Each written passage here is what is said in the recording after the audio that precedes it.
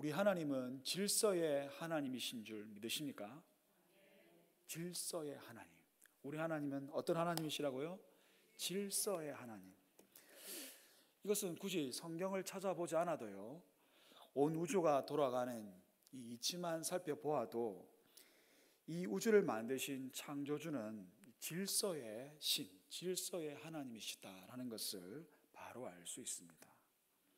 우리 하나님은 이 우주를 만드실 때도요, 질서 있게, 다시 말해 아무렇게나 대충 계획 없이 만드신 것이 아니라 계획을 가지고 질서 있게, 특별히 순차적으로 그렇게 창조하셨음을 우리는 성경을 통해 발견하게 됩니다. 여러분, 성경에 이 온 세상을 만드신 이야기가 어디에 있죠? 네, 창세기에 있습니다. 창세기는 한 읽어보셨죠? 예, 창세기 이 자리에 안 읽어보신 분은 꼭 읽어보시기 바랍니다. 창세기 보면 첫째 날 뭘 만드셨죠? 읽어보셨다면서요. 창세기 첫째 날 뭘 만드셨습니까? 그렇죠, 빛을 만드셨잖아요. 아시면서, 네, 이거 곤란합니다. 빛을 만드셨잖아요. 맞죠? 그럼 둘째 날에는요? 이제 진짜 술술 넣으시는군요.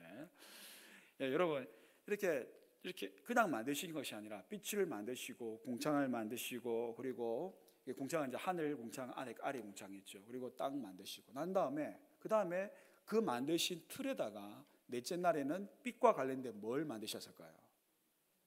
광명체, 즉 해와 달과 별, 이렇게 끼워서 이렇게 질서 있게 순차적으로 그냥 아무렇게 만든 게 아니에요. 다 법칙이 있거든요.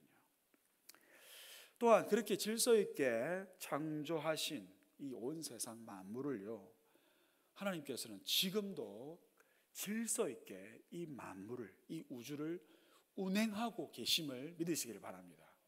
그냥 자기가 알아서 돌아가는 게 아니라 성경은 지금 하나님께서 지금 이 온 만물을 운행하고 계신다, 딱 붙들고 운행하고 계신다는 것을 강조하고 있습니다. 여러분, 지구가 어떻게 운행되고 있냐면 자전을 하고 공전을 하죠. 자전은 뭡니까? 스스로 막 돌고 있고, 공전은 태양 주위를 이렇게 돌고 있습니다. 이게 여러분 흐트러짐 없이 아주 정확하게 그렇게 된다는 거예요. 여러분, 지구가 자전할 때 얼만큼 빠르게 자전할까요?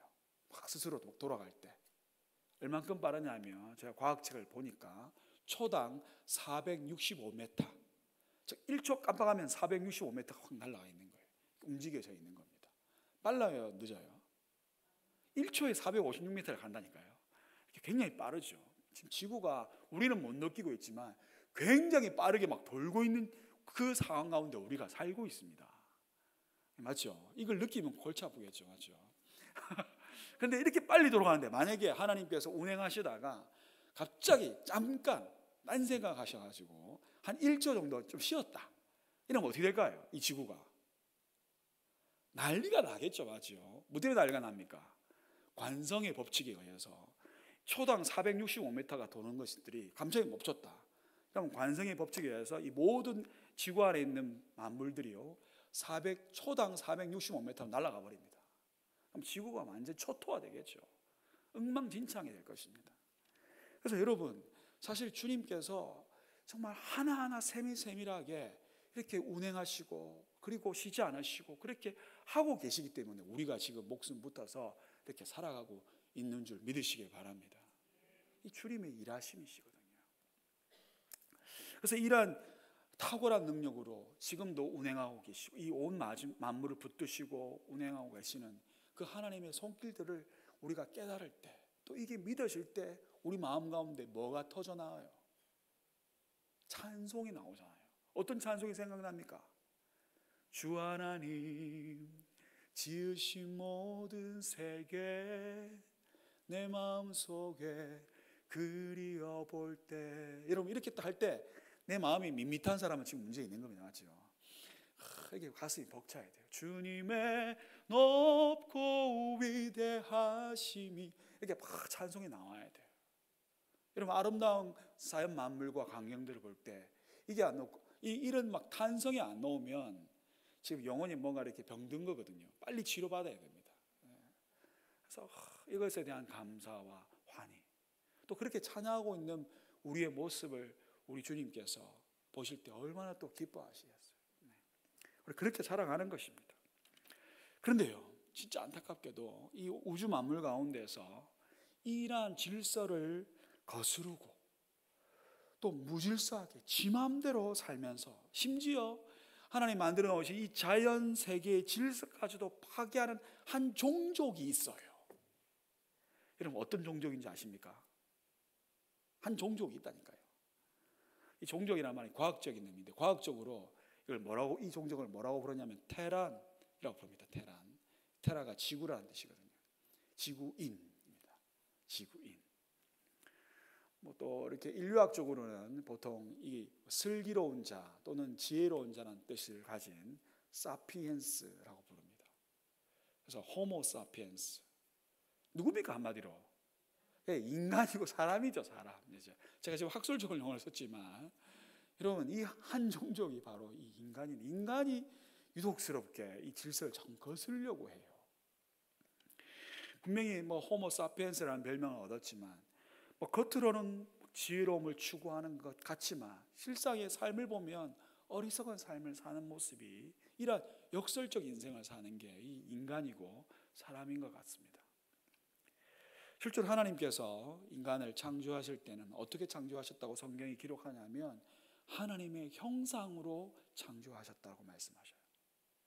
그러니까 하나님의 지혜와 그 하나님의 아름다움을 다 받은 거거든요. 근데 그러한 이 하나님의 그 형상을 받아서 이 탁월한 지혜를 가진 이 인간임에도 불구하고 우리가 성경에서 보고 알다시피 창조주 하나님께 대한 불신앙으로 인하여서 죄를 짓고 타락하게 되죠. 떨어졌다는 말입니다. 이 하나님의 지혜로운 이 구조 속에서 떨어져 버리니까 의로움을 상실해 버리죠. 그래서 불의한 일들을 계속하게 되고, 또 더 나아가서 질서를 깨뜨리는 존재가 되었음을 성경이 보여주고 있습니다. 그래서 사람의 이러한 타락 이후에 이 질서의 파괴가 온 곳에서 일어나는데, 제일 먼저 어디에서 일어났어요? 질서의 파괴가 가정에서 일어나잖아요. 여러분, 가인과 아벨 이야기 아시죠? 이게 바로 질서의 파괴의 한 증상이거든요. 가정이 어떻게 파괴됩니까? 서로 사랑하고 대외되는데 서로 미워하고 그 미움이 극대화되어서 형제가 형제를 죽이는 살인까지 일어나 버리는 거죠. 여러분, 이런 질서의 파괴들이 여러분 지금 세상에서 일어나고 있을까요? 안 일어나고 있을까요? 일어나고 있다니까요. 실제로 이 타락 이후에 인류들이 워낙 이 무질서함의 극치를 달하니까 하나님께서 어떻게 하셨습니까? 홍수로 이렇게 쓸어버리셨어요. 그러면 이제 다 끝내버려야 되는데 하나님이 인간을 끝까지 사랑하시거든요. 그래서 노아를 택하시고, 또 나중에 그럼에도 불구하고 타락하니까 또 아브라함을 택하시고 한 민족을 택하셔서 다시금 그들을 하나님의 그 질서의 자리로 이렇게 올려놓으시고, 또 그 사람을 자꾸만 계속 찾아가시고 또 설득하시고 또 연단시키시고 또 언약을 맺으셔가지고 하나님의 의에 따라 살아갈 수 있도록, 그리고 질서 있게 행동할 수 있도록 그렇게 계속해서 말씀을 주시고, 또 그 지침인 또 기준이 되는 율법을 주시고, 이렇게 하면서 어떻게든 이 세상을 질서 있게 만들어 가시려고 하는 하나님의 열심을 이 성경이 보여주고 있다는 사실입니다. 그의 결정판이 무엇입니까? 때가 되었을 때 하나님께서 하나밖에 없는 아들 독생자를 보내셔서 그 십자가를 통해서 하나님의 사랑과 동시에 이 하나님의 의로우심이 결정적으로 나타나 버렸거든요. 그러면서 누구든지 이제 그리스도 안에 있으면 새로운 피조물이 되고, 새로운 피조물이 됐다는 것은 이제 하나님 형상으로 회복돼서 새로운 질서를 살 수 있는 존재가 되고, 또 계속해서 질서 있게 살아갈 수 있도록 성령을 보내셔서 여러분 지금도 여러분 우리 가운데 역사하시는 하나님이신 줄 믿으시기를 바랍니다. 그래서 주님은 지금도 질서 있게 어떻게든 이 질서를 회복하고 질서 있게 하시려고 이렇게 행하고 계시는 거예요. 이걸 다른 말로 하나님 나라를 세워간다, 하나님의 공의로 세워간다, 이런 뜻으로 바꾸어도 됩니다.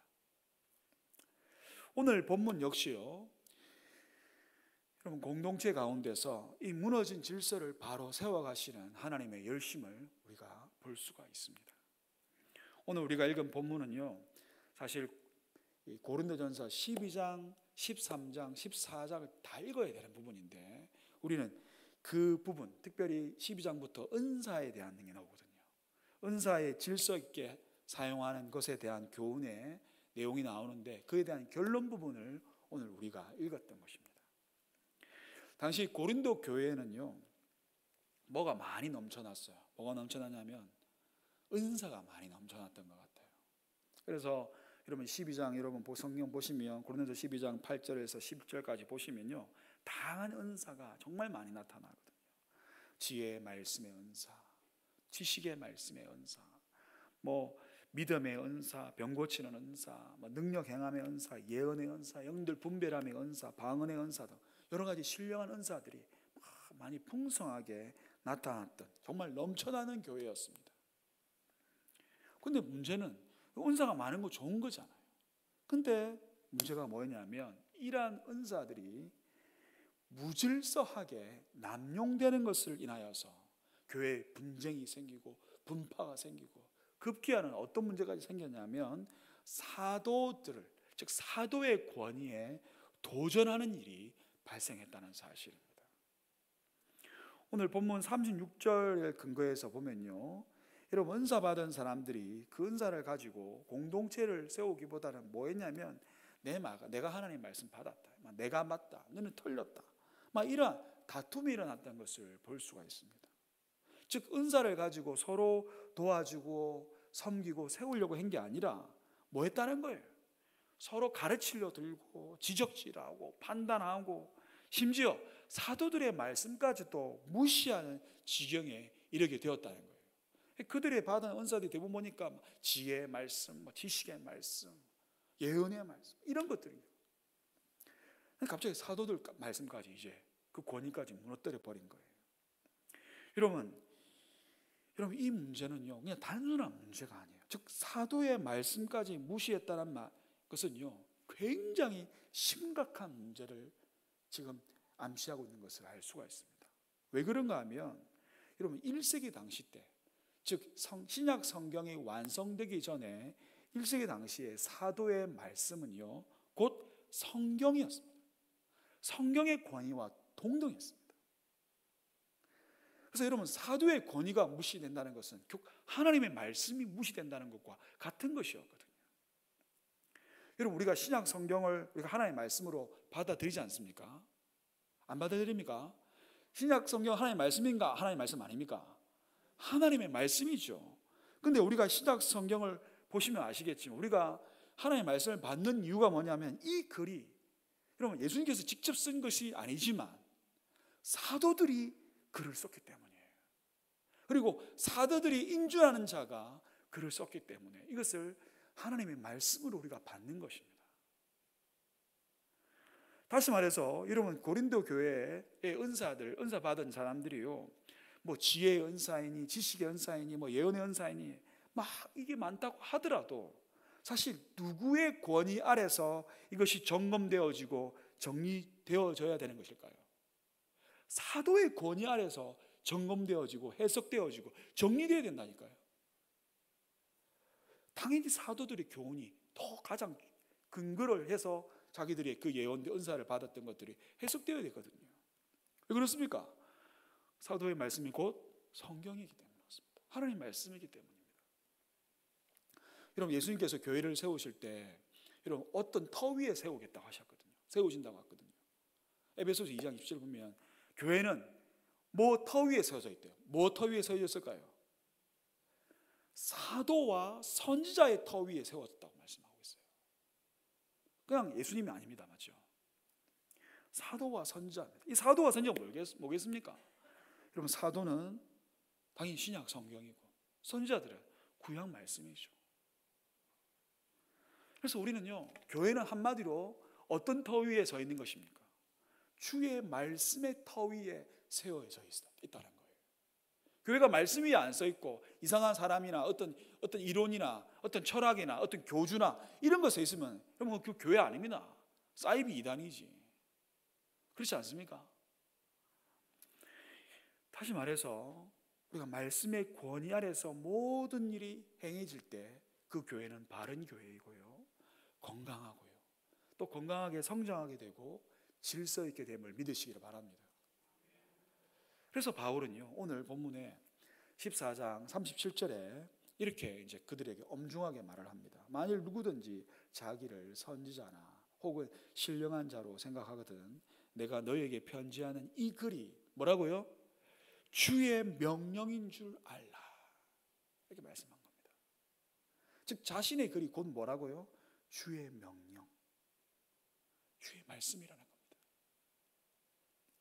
또 앞서 여러분 12장 28절에 보시면 교회의 질서를 강조하면서 사도 바울이 이렇게 말을 합니다.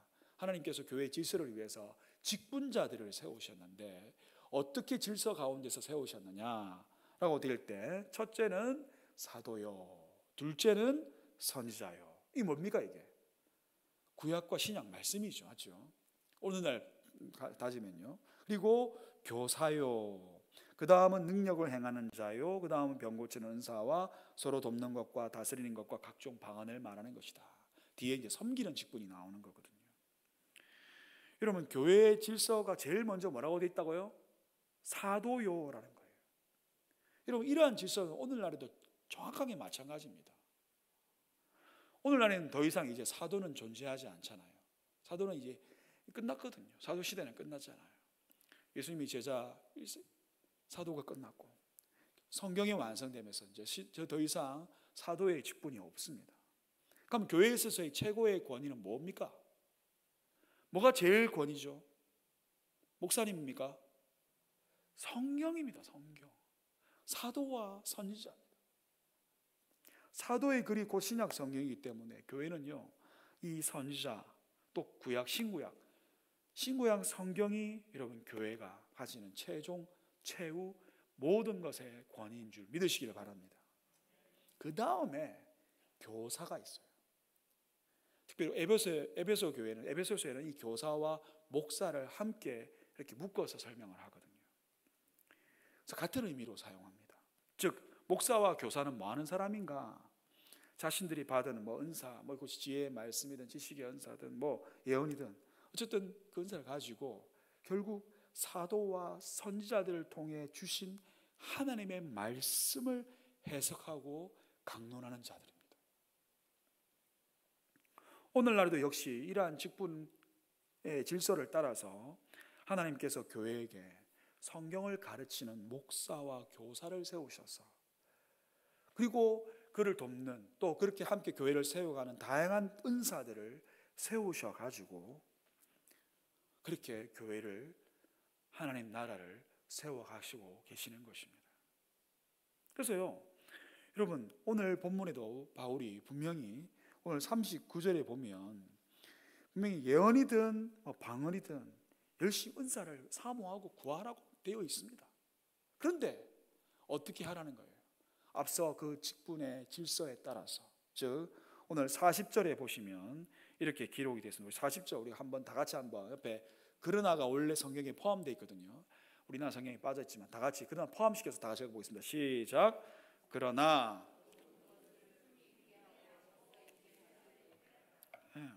막 은사를 추구하고 막 그렇게 하는 거 나쁜 거 아니다.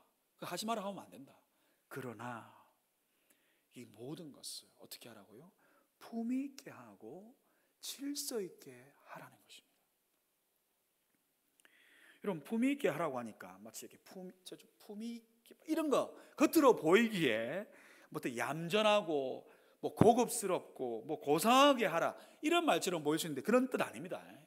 아니고 원래 이 뜻은 사도의 권위, 즉 하나님의 말씀의 권위 아래서 합당하게 보이는 행동, 그렇게 하라는 겁니다.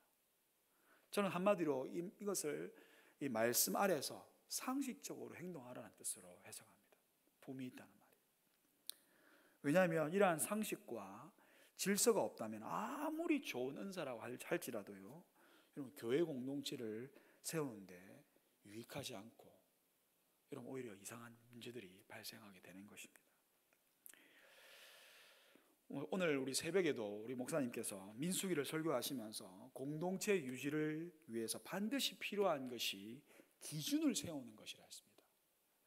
기준이 있어야 질서를 잡을 수가 있고, 또 질서가 있어야 불필요한 분쟁들을 막을 수가 있는 것이거든요. 그래서 교회의 질서를 세우기 위해서는요, 항상 어떤 것을 우리가 기준으로 삼아야 될까요? 제가 지금까지 답을 다 말씀드렸습니다. 어떤 것을 기준으로 삼아야 될까요? 하나님의 말씀입니다. 아멘입니까? 이거 진짜 이거는 아무리 강조해도 지나치지 않거든요. 여러분, 생각보다 많은 사람들이 여러분 이 기준대로 안 살려고 해요. 사도 바울 역시 고린도 교회 문제였던 이 은사 사용에 관한 질서 역시 하나님의 말씀을 기준으로 정리를 합니다. 여러분, 은사를 다루는 고린도전서 12장 그리고 14장이 있는데 가운데 무슨 장이 있을까요? 13장이 있죠. 네. 13장에 무슨 내용이 있을까요? 그렇죠. 사랑장이잖아요. 사랑장. 즉 하나님의 본질적 성품이요, 또 그 자체이고, 또 하나님께서 당신의 백성들에게 주신 계명, 율법, 언약의 핵심이 하나님 사랑, 이웃 사랑, 사랑이거든요. 그 사랑을 기준으로 하여서 이 은사 사용 문제를 해결하고 있음을 보여주고 있습니다. 이렇게 교회가요, 하나님의 말씀에 삶의 초점을 맞추고 하나님의 말씀이 그 직분을 행함과 봉사함에 있어서 기준이 되고 이유가 되고 근거가 될 때, 여러분 놀랍게도 흩어져 있고 막 뒤엉켜져 있고 어떤 것들은 막 처박혀져 있는 이런 문제들이요, 여러분 하늘 하늘씩 여러분 풀리면서 질서가 잡히고 또 온갖 문제들이 회복되는 줄 믿으시기를 바랍니다. 말씀 안고 인간적으로 해결하니까 더 엉켜버리는 거예요. 근데 말씀을 가지고 할 때 이게 풀린다니까요. 반대로 여러분 막 인간적인 마음으로 인간적인 의와 막 좋은 게 좋은 거다 막 이렇게 하면서 막 문제를 해결하려고 할 때는 어떻게 될까요? 놀랍게도 뭐 세상은 어떨지 모르겠지만 교회는 더 심각해집니다. 더 문제가 생겨버려요. 공동체뿐만 아니라 삶에 있어서도, 내 개인의 삶에 있어서도요, 하나님의 말씀이 기준이 되어야지. 또 그 하나님의 말씀을 기준으로 해서 내 삶의 여러 가지 문제들을 하나씩 정돈하고 또 그 말씀 속에서 여러 가지 답들을 막 찾으려고 한다면요, 여러분 내 개인의 삶 역시 막 질서가 잡히기 시작하고요, 또 앞으로 나아갈 방향들을 찾게 될 줄 믿으시기를 바랍니다. 반대로 내 삶에 있어서 기준은 하나님의 말씀이 아니고 다른 것이 될 때, 뭐 어떤 사람이 되고 뭐 인간적인 마음이 되고 엉뚱한 것이 될 때, 여러분 어떻게 될까요? 질서는 무너지는 거예요. 내 내면의 질서가 완전히 무너져 버리거든요. 그래서 여러분 내면의 질서가 무너지는 모든 근본적인 원인이 그 내면 가운데 기준을 말씀이 아니기 때문에 그렇습니다. 내가 하루를 살아가면 24시간 살아갈 때도 내가 살아가는 원동력, 힘, 말씀이 아니라 다른 것이 될 때 무너지는 거예요. 나는 오늘 수요기도 오기 전까지 나는 하나님의 말씀을 오늘 아침에 읽었다, 손들지 마시고, 그리고 하나님의 말씀을 내가 붙들었다. 여러분 잘 보시면요, 생각보다 많은 사람들이 매일매일 살아갈 때에 말씀을 붙들고 살지 않아요. 급하고 바쁘게 많은 일들을 하며 살지만 말씀 안 붙들고 살거든요. 그러니까 뭐 일대로 겉으로는 일이 막 되어져 가는지 보이지만 내면은 막 무너지고 있는 겁니다. 질서가 막 깨지고 있는 겁니다. 사랑하는 성도 여러분, 우리 하나님은요, 무질서의 하나님이 아니시고 질서의 하나님이시고 화평의 하나님이신 줄 믿으시기를 바랍니다. 그래서 우리 특별히 내면 가운데도 이런 질서와 화평이 필요합니다. 공동체이든 개인의 삶이든 하나님의 그 의로우신 성품을 따라서 우리 주님은요, 우리가 정말로 질서 있게 화평한 가운데서 살아가기를 바라십니다. 우리가 정말로 우리 교회가 또 우리 공동체가 질서 있는 공동체가 되기를 원하고 또 내 개인의 삶이 정말 질서 있는 삶을 살기를 원한다면 여러분 오늘 무엇보다도 여러분 하나님의 말씀을 따라서 기준을 세워야 합니다. 그 기준을 세워서 내 이 기준에 따라서 내 삶을 맞추리라. 내 자신을 부인하리라. 결단해야 돼요. 그것도 날마다 말입니다. 그래야 여러분 가만히 있어도 불뚝불뚝 올라오는 우리의 의가 있잖아요. 지독한 자기의, 제가 계속 강조하지만 어떻게든 나를 드러내고자 하는 욕망, 여러분 말씀이 기준이 안 되면요 여지없이 그 의에 무너집니다. 여러분 세상을 질서 있게 만들고 여러분 바르게 만들려면요 오직 뭐만 나타나야 되냐면 하나님의 의로우신 행위, 하나님의 의만 나타나야 돼요. 그 의 뒤에 감춰있는 하나님의 사랑이 나타나야 됩니다. 하나님께서 그것을 드러내라고 저와 여러분들을 부르신 것입니다. 하나님 나라 백성들은요 이 땅의 삶을 살 때 이 세상에서 어떤 많은 일들을 하고 뭔가 대단한 일들을 하고 세상에게 인정받고 칭찬받기를 위해서 애쓰는 것보다도요 좀 하는 일은 적어도요, 그리고 뭔가 대단하지도 않아도요 어떻게든 여러분 하나님의 그 뜻에 담긴 그 하나님의 놀라운 그 질서를 내 삶 가운데서 드러내고 그 하나님의 의와 그 하나님의 사랑을 내 삶 가운데서 하나씩 질서 있게 실천해 가면서 살아갈 때 여러분 우리 하나님께서 크게 영광을 받으시고 우리가 사는 세상이 하나님 나라로 세워질 줄 믿습니다. 그렇게 살아가라고 저와 여러분들을 부르신 것입니다. 오늘 밤 저와 여러분이 하나님의 말씀이 우리의 삶의 기준이 되어서 그래서 질서 있는 삶을 통해 우리 주님께서 영광을 받으시고 또 그 영광 받으실 주님을 찬양하면서 질서 있는 삶을 위해 기도하는 저와 여러분 되시기를 주님의 이름으로 축복합니다. 이 시간 우리가 말씀을 기억하면서 찬송하도록 하겠습니다. 321장